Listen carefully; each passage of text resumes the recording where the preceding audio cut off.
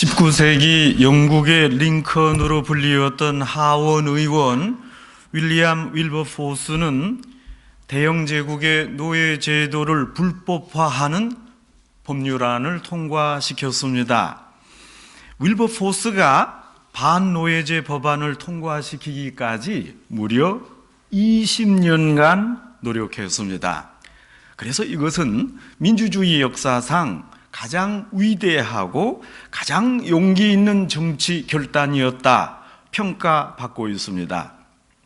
윌버포스는 이 법안을 통과시키기 위해서 노예 제도의 잘못된 것을 입증하는 방대한 문서를 수집했습니다.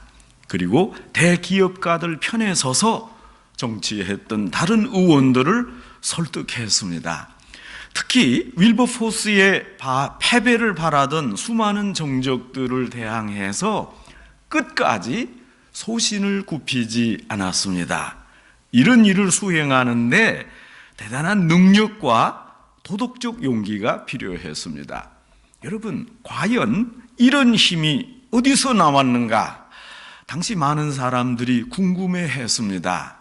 이에 대해서 훗날 그 전기를 쓴 가이트 린이 이렇게 분석했습니다. 윌버포스는 무엇보다 주일에 많은 치유를 받고 힘을 얻었다. 그는 매주 주일 교회 가서 예배드리고 기도하면서 흐트러진 내면 세계를 다시 정리했고 자신의 정치적 야심이나 이기적인 생각을 잘 정리할 수 있었다. 격정적인 정치 세계에서 윌버포스가 균형 감각을 가질 수 있었던 이유는 오직 예배와 기도 그리고 안식이었습니다. 성도 여러분, 가장 바쁠 때 아주 긴박한 순간에 여러분은 무슨 일을 제일 먼저 하십니까? 고난이 닥쳐올 때 여러분은 그 힘을 어디에서 얻습니까? 미국은 물론 전 세계적으로 주목받고 있는 교회 윌 그로익 처치 빌 하이블스 목사님이 저술한 너무 바빠서 기도합니다. Too busy not to pray. 이 책이 롱셀러 베스트셀러입니다. 그런데 그 제목이 많은 것을 시사합니다. 생활이 바쁘지만 더 바쁘기 때문에 더 기도해야 한다는 것입니다. 아니, 바쁠수록 우리가 더 많이 기도해야 된다고 주장합니다. 여러분, 어찌 보면 우리 생활과는 전혀 다른 이야기 같습니다. 그러나 이것이 진리요 온전한 신앙생활입니다. 오늘 성경에서 예수님은 거룩한 사역, 십자가를 지시기 바로 전에 겟세마네 동산에서 기도하십니다. 아무리 생각해 봐도 예수님 생의 절정은 십자가입니다. 예수님은 십자가에 죽기 위해 세상에 오셨고 십자가를 지시려고 이래껏 살아오셨습니다. 베들레헴에서 시작된 예수님의 생애 전체가 십자가에 초점이 맞추어져 있습니다. 이적을 행하신 것이나 말씀하신 교훈 전부가 십자가를 상징하고 있습니다. 자, 이 결정적인 시간 눈앞에 왔을 때 예수님이 하신 일이 무엇입니까? 그때 예수님이 무엇을 생각했습니까? 이 시간 예수님이 기도하셨습니다. 제자들을 데리고 겟세마네 동산에 올라가셔서 기도하셨습니다. 조용히 하나님과 대화하며 하나님의 뜻을 물었습니다.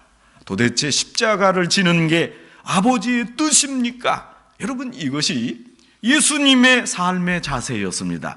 예수님은 하나님과 대화하기를 좋아하셨습니다. 또 하나님과 소통하는 기도 시간을 통해서 지혜와 담대한 능력을 받았습니다. 예수님이 그러셨던 것처럼 하나님은 자녀인 우리가 하나님 앞에 나와서 기도하기를 원하십니다. 하나님은 우리와 생명적 관계를 맺고자 하십니다. 인격적 관계를 나누고자 하십니다. 여러분, 우리 모든 생활에 하나님이 친히 간섭하고자 하십니다. 하나님은 그 어떤 소리보다 우리의 간구를 듣고 싶어 하십니다. 여러분 그렇지 않습니까? 자녀가 있는 분들, 이제 아기가 태어나서 옹알이를 하고 조금 지나서 엄마 아빠 말을 시작하게 되면 얼마나 귀엽습니까? 조금 더 커서 조잘조잘 이야기하시는 모습을 바라보고 있으면 세상의 힘든 일들이 다 풀어지지 않습니까?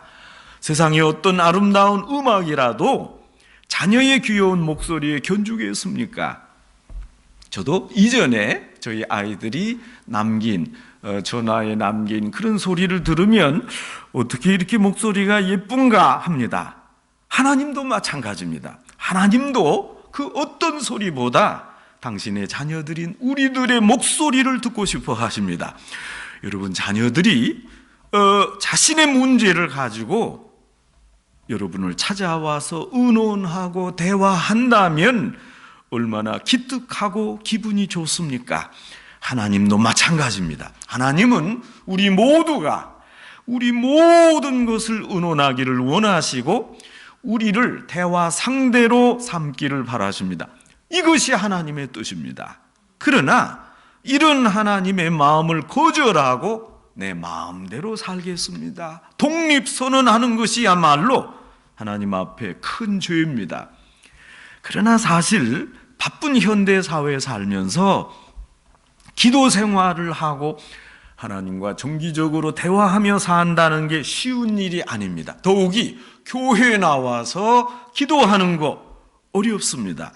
갈수록 현실은 더 많은 것을 요구합니다. 시간이 흐를수록 경쟁은 더 심해집니다. 삶이 계속 쫓깁니다. 조용히 하나님을 만나고 자신을 되돌아볼 시간이 없습니다. 여러분, 그래서 진정한 자신의 모습을 발견하지 못하고 망각하며 살게 됩니다. 여러분, 제가 목회 생활을 하면서 죄송하지만 여러분보다 조금 행복하고 좋다 하는 것은 저는 기도할 시간을 많이 가질 수 있다 하는 점입니다. 매일 기도하는 것이 제일 아니겠습니까? 그러나 성경은 말합니다.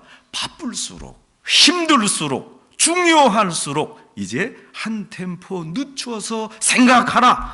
이 문제를 하나님 앞으로 가져가라. 그리고 문제를 놓고 하나님과 소통하고 대화하는 중에 하나님의 뜻을, 하나님의 섭리를 깨달아라.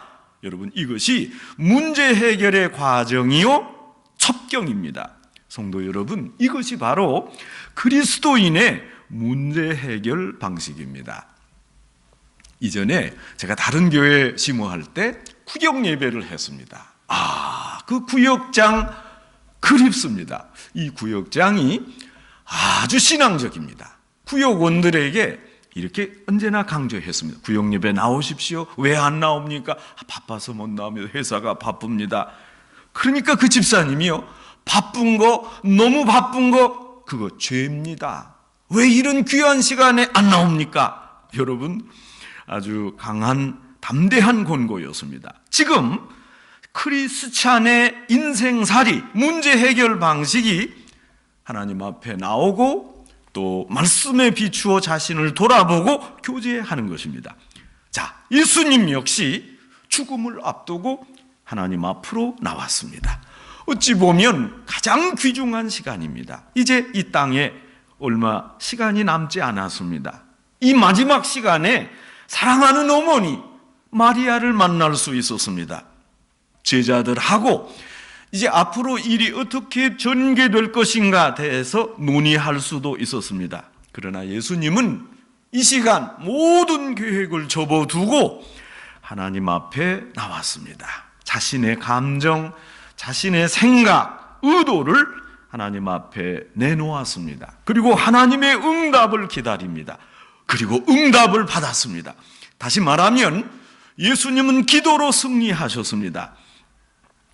그런데 어떤 분은 묻습니다. 그래, 기도해서 어떻게 되었다는 겁니까? 세상이 바뀌었습니까? 원수가 무릎을 꿇었습니까? 이 예수님의 경우 가야바가 죽었습니까? 로마 군병이 몰살을 당했습니까? 예수님이 십자가를 앉아도 될 상황이 된 겁니까? 여러분, 그러나 그렇지 않습니다.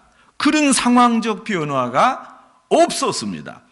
여러분, 사실 우리가 기도하면서 크게 실망하는 중요한 이유 중에 하나가 우리가 예상하거나 생각했던 결과를 기도를 통해 얻지 못했기 때문입니다. 우리가 원했던 그림이 그려지지 않으면 기도 드린 그 자체, 기도에 시험이 들게 됩니다. 더 이상 기도의 효력을 믿지 않고 내가 해보자, 자신이 직접 나서서 일을 추진하려고 합니다. 그러나 진정한 기도는 나 자신의 목적에 자꾸 하나님을 맞추려고 하는 것이 아니라 하나님 목적이 무엇인지 그것을 알고 난 후에 거기에 나를 맞추는 것입니다. 헨리 나우에는 이렇게 말합니다. 기도는 급진적 전환이다. 기도할 때 우리 자신과 근심, 집착과 자기 만족으로부터 벗어나서 해방되어야 한다. 기도는 우리 자신의 것이라고 여겼던 모든 문제를 하나님께 맡기는 행위다. 결국 나의 기도 내용이 몽땅 하나님의 것이 되는 것이다. 이것이 전환 아닙니까? 급진적 전환입니다.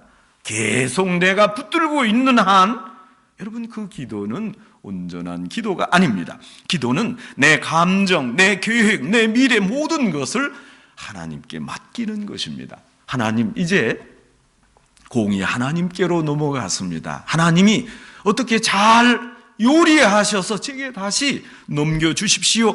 그것이 기도한 자의 자세입니다. 예수님이 바로 이런 간절한 기도를 하나님께 드리셨습니다. 사실 기도한 대로 세상이 달라지지 않았습니다. 기도한 대로 사람이 바뀌지도 않았습니다. 상황이 변환되지도 않았습니다. 그런데 여러분, 가장 중요한 예수님 자신이 달라졌습니다. 세상도 주변 상황도 인근 사람들도 안 변했지만 정작 본인이 변화되었습니다. 여러분, 우리는 이 점을 확실히 알아야 됩니다. 내가 기도했는데 결국 내가 변했었습니다. 변화됩니다. 내가 기도하고 기도 내용이 세상이 변하고 다른 사람이 변하는 게 아닙니다. 내가 달라지는 것입니다. 내가 달라졌기에 이제 다른 사람이, 세상이 달라져 보이는 것입니다. 결국 내가 내 자신을 이기는 것이요, 그리고 그 승리로 인해서 마침내 세상을 정복하고 세상을 이기게 됩니다. 여러분, 그러니까 기도는 결국 나 자신의 문제입니다. 하나님 앞에 와서 내가 변하는 것, 그것이 기도입니다. 예수님이 빌라도 법정에 가지 않았다는 이야기가 아닙니다. 예수님이 십자가를 안 지겠다는 것도 아닙니다. 빌라도 법정에서 그 능욕을 고스란히 당하셨습니다. 십자가를 치십니다. 결국 나 자신이 어떤 자세로, 어떤 마음으로 인생을 살아가고 끝을 맺느냐, 그것이 중요합니다. 하나님과 어떤 관계를 설정하느냐, 이것이 중요합니다. 그래서 이 엄청난 일, 무서운 십자가를 앞에 놓고 예수님은 기도로서 하나님과의 관계를 다시 정립합니다. 그리고 하나님을 바라보고 오직 십자가 앞으로 나갑니다. 기도를 통해서 하나님과의 관계를 정확하게 조율했기 때문에 이제 예수님은 옆을 볼 필요도 없고 빌라도도 무섭지 않습니다. 기도하면서 예수님은 오직 하나님만 바라봤습니다. 채찍질이나 가시면류관, 그 많은 사람의 조롱과 어머니 마리아와의 이별, 이 모든 것을 넘어서서 오직 하나님을 바라볼 수 있었습니다. 그리고 이제 정해진 저 십자가를 향해 담대하게 전진하셨습니다. 여러분, 바로 이 순간이 중요합니다. 이 순서가 중요합니다. 우리는 결정적인 시간일수록, 또 급한 일일수록 먼저 기도하고 예수님처럼 하나님과 나와의 관계를 정립하고 그리고 정해진 길을 나가야 됩니다. 그래서 예수님 기도하시고 산에서 내려오실 때 말씀하지 않았습니까? 아버지께서 내게 주신 잔을 내가 마시지 않겠느냐? 여러분, 이것이 무슨 응답입니까?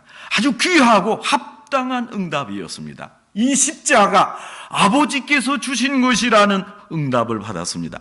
지금 빌라도도 아니고 가야바도 아닙니다. 아버지가 내게 요구하는 십자가라는 확실한 사건을 규명했습니다. 사랑하는 아버지가 사랑하는 아들에게 주는 십자가입니다. 그 생각, 그 결정적 결론으로 예수님이 십자가를 넉넉하게 졌습니다. 또한 예수님은 기도하면서 현실을 이해하게 됩니다. 정치적, 경제적, 종교적으로 많은 문제가 있습니다. 빌라도의 거짓된 재판, 가야바의 음모, 가룟 유다의 배반, 아주 복잡합니다. 지난 공생의 3년 동안 예수님이 많은 병자를 고쳤지만 그 병자 다 어디로 갔습니까? 예수님 십자가 지실 때 나타나서 좀 편들어야 되는 거 아닙니까? 이러면 안 된다고. 그 엄청난 은혜를 받고도 왜 모른 척 하는 겁니까? 참 인정이 없습니다.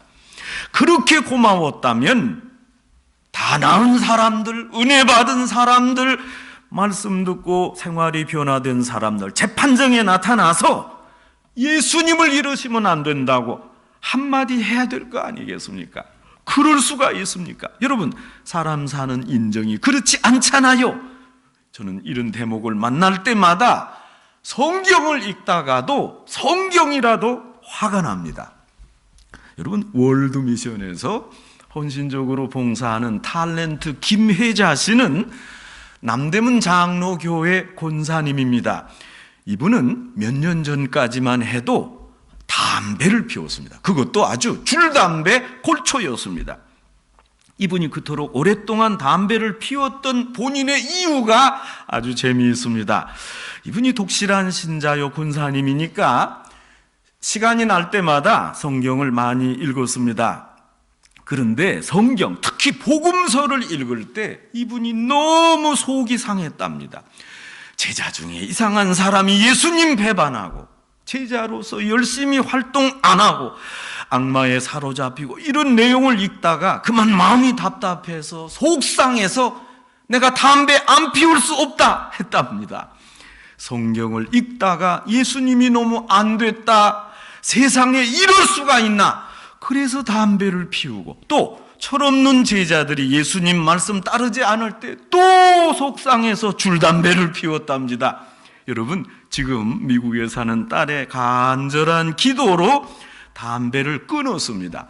여러분, 사실 성경에서 제자들이 또 무리들이 이렇게 하는 걸 보면 속상하지 않습니까? 그러나 예수님은 이런 데 동요되지 않았습니다. 현실을 보았습니다. 이 엄청나고 모순되고 부조리한 현실을 통해 지금 깊은 곳에서 하나님의 뜻이 이루어지고 있는 것을 보았습니다. 예수님은 현실을 넘어서 현실에 초월해서 소망하고 현실을 넘어서서 사랑했습니다. 테레사 수녀는 이보다 더 큰 사랑은 없다 하는 책에서 우리가 하나님께 기도해야 할 내용 3가지를 강조합니다. 첫째, 하나님의 뜻을 알 수 있는 빛을 구해야 합니다. 우리 욕심에 사로잡혀 있고 시기 질투의 노예가 되면 하나님의 뜻을 알 수 없기 때문입니다. 둘째, 하나님의 뜻을 받아들일 수 있는 사랑을 간구해야 합니다. 여러분, 듣는다고 듣고 본다고 보는 게 아닙니다. 사랑이 없이는 들려지지도 않고 보여지지도 않습니다. 오직 사랑할 때만 하나님의 뜻을 받아들일 수 있습니다. 셋째, 하나님의 뜻을 행할 수 있는 방법을 간구해야 합니다. 하나님의 뜻도 알았고 이제 행할 수 있는 마음도 있는데 어떻게 해야 하겠습니까? 이렇게 구체적으로 기도로 간구해야 됩니다. 결국 기도는 하나님의 뜻과 사랑을 행할 수 있는 방법을 간구하는 겁니다. 예수님 역시 기도를 통해서 하나님의 뜻을 구했습니다. 그리고 십자가라는 구체적인 방법도 알았습니다. 십자가를 지셨습니다마는 그 뒤따르는 사건뿐이요, 결정적인 일은 예수님은 이미 겟세마네 동산에서 결단하셨습니다.